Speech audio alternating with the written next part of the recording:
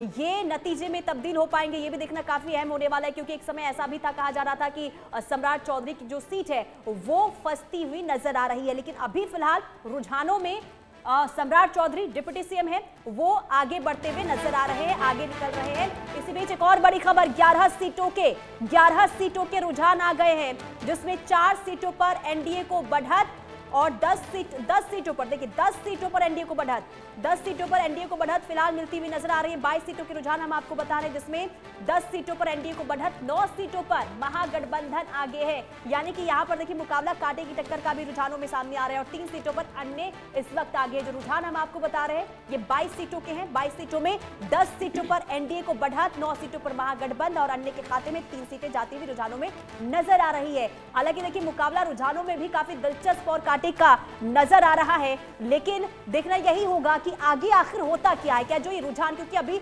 बहुत शुरुआती दौर है, अभी कुछ भी कहना बहुत ही सही नहीं होगा, क्योंकि बैलेट पेपर की अभी जो गिनती है वो शुरू हो रही है। और जो रुझान आ रहे हैं बैलेट पेपर की हम आपको बता रहे हैं, 8:30 बजे के बाद ईवीएम की गिनती शुरू होगी। लेकिन इसी बीच एक और बड़ी खबर का रुख करेंगे। तारापुर से सम्राट चौधरी आगे चल रहे हैं, डिप्टी सीएम जिनकी सीट इस बार बदल दी गई, तारापुर से लीड लेते हुए, और अलीनगर से मैथिली ठाकुर आगे है। मैथिली ठाकुर जिन्होंने देखिए तमाम तरीके से यहां पर जब चुनाव प्रचार में उतरी तो कई विवाद भी देखने को मिले, लेकिन छपरा से देखिए खेसारी लाल भी इस वक्त आगे निकलते हुए नजर आ रहे हैं।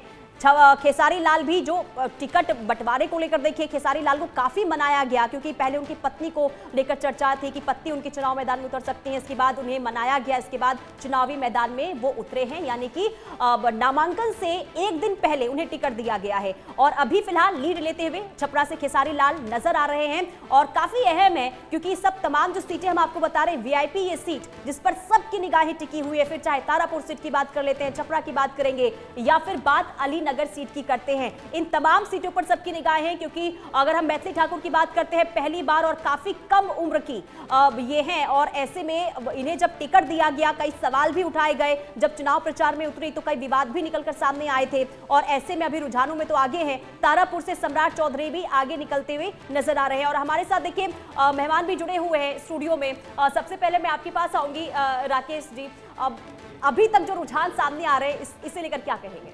देखिए, जिस तरह से अभी जो है बैलेट पेपर का गिनती चल रही है, और ऐसी स्थिति में अगर 22 सीटों के रुझान आए हैं, जिस तरह से 14 सीटों पर जो है एनडीए और 12 सीटों पर जो है महागठबंधन, इसका मतलब ये साफ है कि कांटे की टक्कर आपको मुकाबला देखने को मिलेगा। जिस तरह से लगातार हम लोग स्टूडियो में इस बात को लेकर चर्चा कर रहे थे कि मुकाबला कांटे का होगा, और उसी तर्ज पर जो है रुझान देखने को मिल रहे हैं।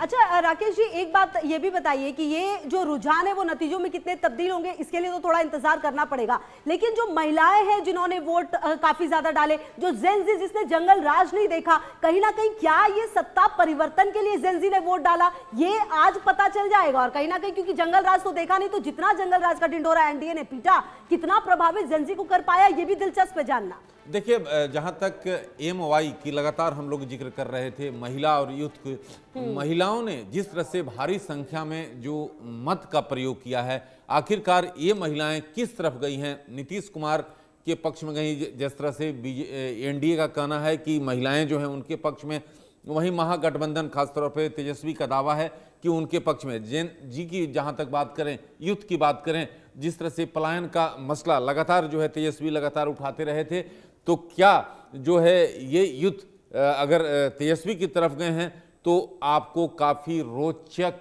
परिणाम देखने को मिलेंगे आपको। बिल्कुल, हमारे साथ राहुल लाल जी भी बने हुए हैं। राहुल लाल जी, क्योंकि देखिए अगर हम युवाओं की बात करते हैं तो युवाओं पर सबकी निगाहें टिकी रहती है, लेकिन इस बार युवाओं को साधने की कोशिश जन स्वराज की तरफ से भी हुई है, तो क्या माना जाए कि अब आरजेडी और जन स्वराज में युवाओं का वोट बढ़ता हुआ नजर आएगा? देखिए, जन स्वराज के तरफ भी युवाओं का वोट आएगा। देखना पड़ेगा कि जन स्वराज, चूंकि अचानक से चुनाव के बाद जब सीटों की घोषणा उन्होंने की, तो जन स्वराज जिस ऊंचाई से तेजी से पूरे इलेक्शन कैंपेन में नजर आ रहा था, वो